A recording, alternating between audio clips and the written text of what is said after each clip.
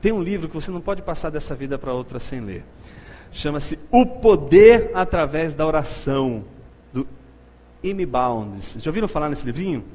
Fininho. Dá para você ler numa sentada. Eu aconselharia você a ler esse livro ainda hoje. Ele está disponível. A Monergismo disponibilizou, Sabino disponibilizou lá na Monergismo. Você entra lá no site da Monergismo.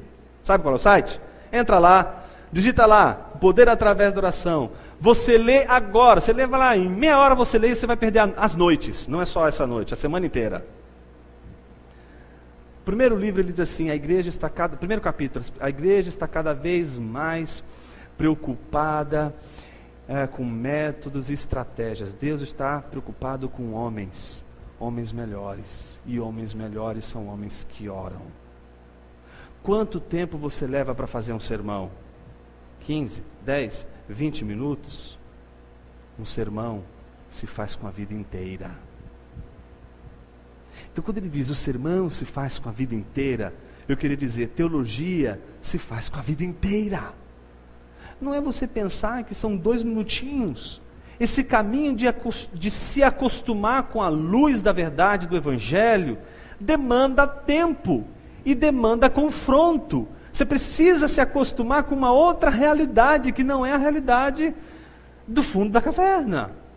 Então isso vai demandar tempo. Então não adianta querer apressar as coisas. Eu vou ler tantos livros e aí eu vou chegar ao nível que eu quero. Não é esse o caminho. Essa maneira de pensar é a maneira pragmática desse mundo que a gente vive, do fast food, da comida rápida, do pouco tempo, não é? Esses dias eu fiquei escandalizado, eu não tinha visto isso, passando de carro, lá na Domingos de Moraes, eu olhei assim, uma igreja enorme, e letras enormes, drive-thru da oração. Não estou brincando não, gente, eu quase tirei uma foto, mas o meu pudor não permitiu uma coisa daquela. Mas drive-thru da oração, e é um drive mesmo, a pessoa entra com o carro, tem até um todo, porque se estiver chovendo, né? Aí você pergunta, por que eu imaginei, né? Eu fiquei pensando, aí você fica olhando lá, o cara vai com o carro, passa lá com o carro, põe a cabeça para fora, o cara faz uma oraçãozinha rapidinho nele, ele volta para dentro, aí lá na frente tem um lugar para ele contribuir e vai embora. É oração para quem não dispõe de tempo. Gente, teologia demanda tempo. Vai precisar de tempo sim. E talvez este seja a nossa maior dor, a nossa maior dificuldade. Eu quero encerrar essa primeira parte falando sobre isso e aí a gente abre para as perguntas. A nossa dificuldade com o tempo. Porque para pensar a gente vai precisar de tempo.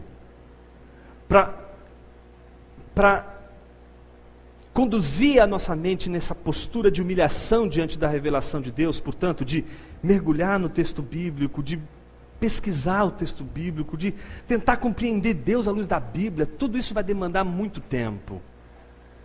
Como é que a gente consegue equacionar essa necessidade do tempo com as demandas, por exemplo, financeiras que a gente tem?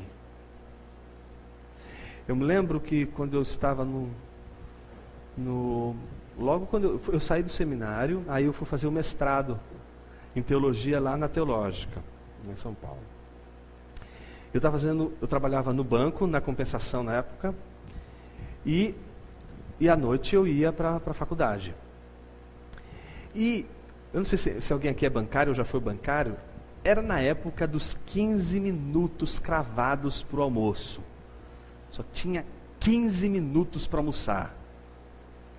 Teve um dia que eu fiquei desesperado. Eu ia para um lugar que eu fazia um esquema assim, que eu às vezes eu não almoçava para ler um livro, obviamente não era para ler um livro, para ler uma parte de um capítulo. E eu deixava de almoçar para aproveitar aqueles 15 minutos para ler aquela parte daquele capítulo. Mas nesse dia eu fiquei tão desesperado, tão angustiado, que eu não consegui nem almoçar e nem ler. E eu me lembro que eu dizia assim, meu Deus, mas como é que eu vou conseguir? Como é que vai dar para ter tempo para estudar? Eu acho que talvez, ouvindo tudo isso, você esteja se perguntando assim também, né? Jonas, eu acho que eu me enquadro nisso. Eu estou vendo você falar o tempo todo de inteligência humilhada, e que a inteligência humilhada não é uma aniquilação da inteligência e um mergulho na fé, não, é uma inteligência que se aplica humildemente, ou seja, não tentando encontrar por si mesmo o conhecimento de Deus, mas tentando encontrar o conhecimento de Deus através de Deus, através da revelação de Deus. E isso tudo demanda tempo, demanda meditação, horas de estudo, de conversa, de diálogo. Mas eu estou trabalhando tanto, não consigo encontrar tempo. Como é que eu consigo equacionar o tempo de estudo com a minha vida hoje ocupada, enfim? Como eu posso me tornar um teólogo? Como eu posso fazer teologia se eu não tenho tempo para estudar? Deus te chamou.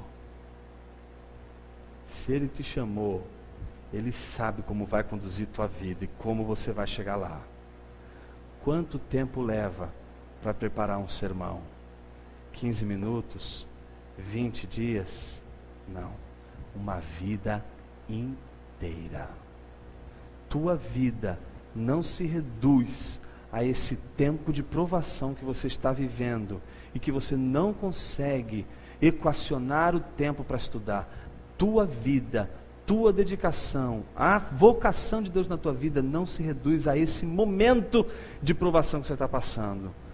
Portanto, respira fundo, aperta o cinto e no dia seguinte troca o almoço por 15 minutos de leitura.